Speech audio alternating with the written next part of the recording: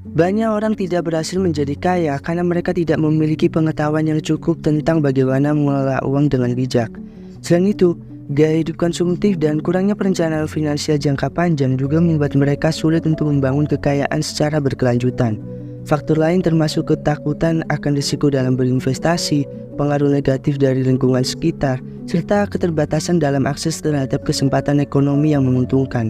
Untuk tahu faktor apa saja yang mempengaruhi seseorang buat jadi kaya, tonton videonya sampai habis biar kalian bisa dapetin keseluruhan insight-nya. Yang pertama, pendidikan dan pengetahuan finansial. Mengerti cara kelola uang. Kalau kita paham gimana cara ngatur uang, kita bisa bikin anggaran, tahu berapa yang harus disimpan dan berapa yang bisa dipakai untuk kebutuhan sehari-hari. Ini penting biar nggak boros. Yang kedua, pahami investasi. Banyak orang nggak ngerti soal investasi, padahal investasi bisa bikin uang kita berkembang. Misalnya kalau kita ngerti saham, reksadana, atau properti, kita bisa nambah penghasilan dari situ. Yang ketiga, hindari hutang yang nggak perlu. Pengetahuan finansial bikin kita tahu kapan harus pinjam uang dan kapan enggak. Jadi kita nggak terjebak hutang yang bunganya tinggi atau pinjaman yang nggak perlu. Yang keempat, rencana keuangan jangka panjang. Kita bisa bikin rencana buat masa depan kayak nabung buat beli rumah, biaya pendidikan anak, atau persiapan pensiun. Kalau nggak punya rencana, uang bisa habis begitu saja. Yang kelima, tahu hak dan kewajiban. Dengan pengetahuan finansial, kita jadi tahu hak kita sebagai konsumen. Misalnya kalau ambil kredit, kita tahu hak kita apa aja dan kewajiban kita gimana. Yang keenam, keputusan yang lebih baik. Dengan pengetahuan yang cukup, kita bisa bikin keputusan yang lebih bijak. Misalnya sebelum beli barang mahal, kita bisa bandingin harga dulu atau mikir ulang apakah barang itu benar-benar perlu. Yang ketujuh, hindari penipuan. Banyak banget penipuan berkedok investasi. Kalau kita paham soal finansial, kita bisa lebih waspada dan gak gampang ketipu. Intinya, pendidikan dan pengetahuan finansial bisa bantu kita ngatur uang dengan lebih baik, bikin keputusan yang cerdas, dan pada akhirnya bisa bantu kita untuk mencapai kesejahteraan finansial. Faktor yang kedua adalah pendapatan. Pendapatan itu penting banget buat kehidupan sehari-hari dan juga bisa mencapai kekayaan. Ini beberapa hal soal pendapatan yang perlu difahami. Yang pertama, sumber pendapatan.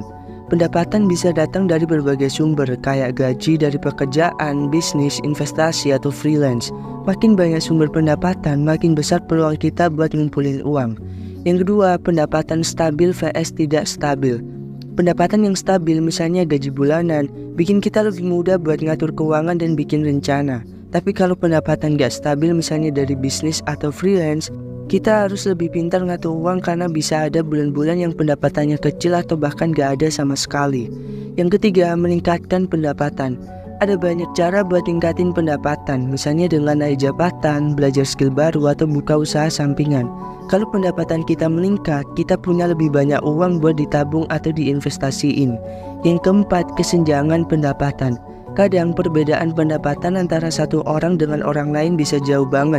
Ini bisa disebabkan oleh berbagai faktor kayak tingkat pendidikan, pengalaman kerja, atau kesempatan yang didapat.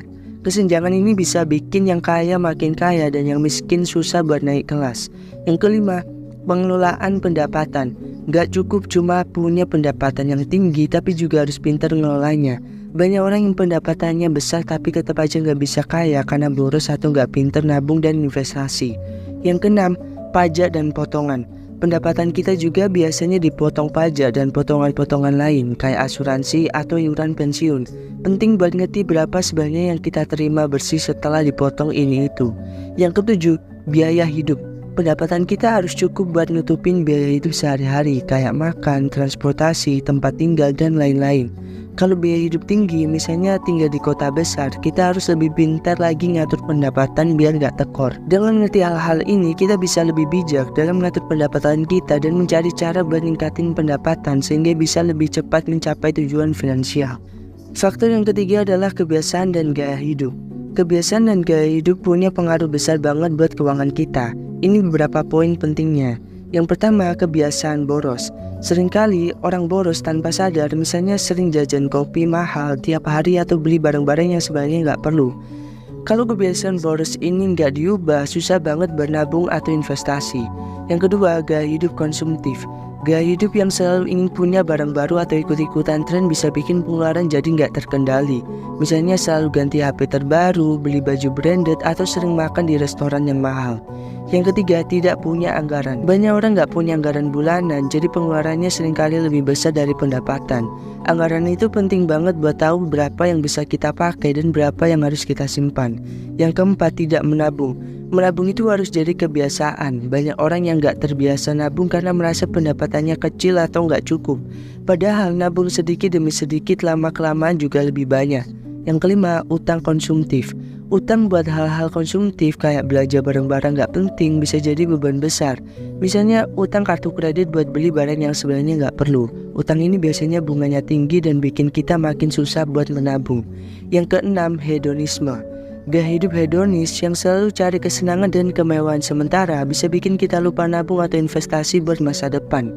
Misalnya, sering liburan mewah atau party tanpa mikir panjang. Yang ketujuh, tidak punya tujuan finansial. Tanpa tujuan finansial yang jelas, kita jadi nggak punya motivasi buat nabung dan investasi. Tujuan finansial bisa berupa beli rumah, biaya pendidikan anak, atau persiapan pensiun. Yang kedelapan, pengaruh lingkungan. Lingkungan sekitar kayak keluarga dan teman bisa banget pengaruhin kebiasaan finansial kita. Kalau mereka boros dan konsumtif, kita cenderung ikut-ikutan. Sebaliknya kalau mereka hemat dan bijak ngatur uang, kita juga bisa terpengaruh positif. Yang kesembilan, kurang edukasi finansial. Kalau kita nggak paham soal manajemen keuangan, investasi, dan cara ngatur uang yang baik, kita bakal susah buat bikin keputusan finansial yang bijak. Edukasi finansial itu penting biar kita bisa bikin keputusan yang menguntungkan buat masa depan. Dengan mengubah kebiasaan dan gaya hidup jadi lebih hemat dan bijak, kita bisa lebih mudah ngatur keuangan, nabung, dan investasi buat masa depan yang lebih baik. Faktor yang keempat adalah hutang. Hutang itu bisa jadi masalah besar kalau nggak diatur dengan baik. Kita bahas lebih rinci tentang hutang. Yang pertama, hutang konsumtif versus hutang produktif. Hutang konsumtif itu hutang yang buat hal-hal yang nggak menambah nilai, kayak beli gadget terbaru, liburan, atau barang-barang mewah. Sebaliknya, hutang produktif itu hutang yang bisa menghasilkan lebih banyak uang. Misalnya pinjaman buat modal usaha atau beli properti yang bisa disewakan. Yang kedua, bunga hutang. Seringkali orang nggak sadar kalau bunga hutang bisa bikin jumlah yang harus dibayar jadi jauh lebih besar dari pinjaman awal. Misalnya utang kartu kredit biasanya punya bunga tinggi, bisa sampai 2-3% per bulan. Kalau nggak dibayar cepat, hutang bisa menumpuk. Yang ketiga, cicilan yang menjerat. Banyak orang terjebak cicilan mulai dari cicilan kendaraan, elektronik, hingga kartu kredit. Kalau semua cicilan dijumlahin seringkali lebih besar dari kemampuan bayar tiap bulan. Jadinya gali lubang tutup lubang. Yang keempat, pinjaman online. Sekarang banyak banget pinjaman online yang prosesnya cepat dan mudah. Tapi hati-hati, bunga dan denda pinjol bisa sangat tinggi, dan kalau telat bayar bisa bikin hutang jadi semakin besar. Banyak orang yang terjebak di pinjol karena nggak baca syarat dan ketentuan dengan teliti. Yang kelima, hutang tanpa perencanaan. Banyak yang minjam uang tanpa rencana matang gimana cara bayarnya. Akhirnya begitu jatuh tempo, bingung gimana cara lunasin dan akhirnya minjam lagi buat nutup utang sebelumnya. Yang keenam, pengaruh kreditur. Kadang tekanan dari pihak yang ngasih utang bisa bikin kita stres. Mereka bisa nuntut pembayaran dengan berbagai cara, termasuk telepon terus-menerus atau bahkan kunjungan ke rumah. Ketujuh, dampak psikologis. Utang bisa bikin stres, cemas, dan ganggu kesehatan mental. Pikiran tentang bagaimana cara bayar hutang bisa terus-terusan bikin kita nggak tenang. Yang kedelapan, hutang dan hubungan sosial. Hutang bisa merusak hubungan dengan keluarga atau teman kalau kita minjam uang dari mereka dan nggak bisa bayar balik. Rasa malu dan rasa bersalah bisa bikin hubungan jadi renggang. Yang kesembilan, strategi mengatasi hutang. Penting punya strategi buat keluar dari hutang. Misalnya bikin daftar semua hutang, mulai bayar hutang dengan bunga paling tinggi dulu, atau cari cara buat refinancing hutang dengan bunga lebih rendah. Penting banget ngerti jenis-jenis hutang, bunga, dan cara mengelola hutang biar nggak terjebak masalah keuangan yang lebih besar. Faktor yang kelima adalah kurangnya tujuan perencanaan dalam keuangan. Kurangnya tujuan dan perencanaan dalam keuangan itu bisa bikin kita jadi nggak fokus dan nggak punya arah. Ini beberapa poin pentingnya.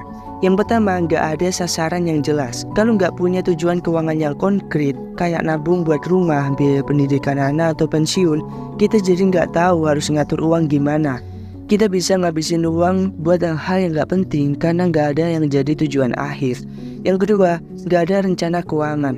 Rencana keuangan itu kayak peta jalan buat kehidupan finansial kita. Tanpa rencana, kita bisa jadi tersesat dan gak bisa bikin keputusan yang tepat. Misalnya gak tahu berapa yang harus ditabung tiap bulan atau gimana cara investasi yang cocok. Yang ketiga, tidak memaksimalkan potensi. Dengan tujuan yang jelas, kita bisa memaksimalkan potensi penghasilan dan mengatur pengeluaran dengan lebih efisien. Misalnya, kalau tahu mau menabung buat beli rumah, kita bisa jadi lebih semangat cari sumber penghasilan tambahan atau hemat di pengeluaran yang gak perlu. Yang keempat, gagal mengantisipasi keadaan darurat. Tanpa rencana keuangan, kita nggak siap menghadapi keadaan darurat, kayak krisis kesehatan atau kehilangan pekerjaan. Ini bisa bikin stres dan harus ngutang buat nutupi kebutuhan mendadak. Yang kelima, pengeluaran yang tidak terkontrol. Tanpa tujuan yang jelas, seringkali kita jadi boros atau nggak hemat. Beli barang-barang yang nggak perlu atau jalan-jalan tanpa perencanaan bisa bikin pengeluaran nggak terkendali. Yang keenam, tidak ada persiapan masa depan. Tanpa tujuan dan rencana keuangan, kita bisa nggak siap buat masa depan kayak pensiun. Persiapan pensiun perlu dimulai dari sekarang, bukan nanti. Kalau nggak siap dari sekarang, bisa-bisa jadi kesulitan. 7. Tidak bisa mengukur kemajuan. Dengan tujuan yang jelas, kita bisa mengukur kemajuan kita dalam mencapai tujuan. Misalnya tiap bulan lihat berapa yang udah ditabung atau berapa investasi yang udah balik modal. Tanpa itu, kita nggak tahu seberapa dekat kita ke tujuan kita. Yang kedelapan, mudah terpengaruh penawaran dan tren. Tanpa tujuan yang jelas, kita jadi gampang tergoda beli barang-barang atau ikutan tren yang sebenarnya nggak penting. Penawaran diskon atau promo bisa jadi alasan buat belanja yang sebenarnya nggak perlu.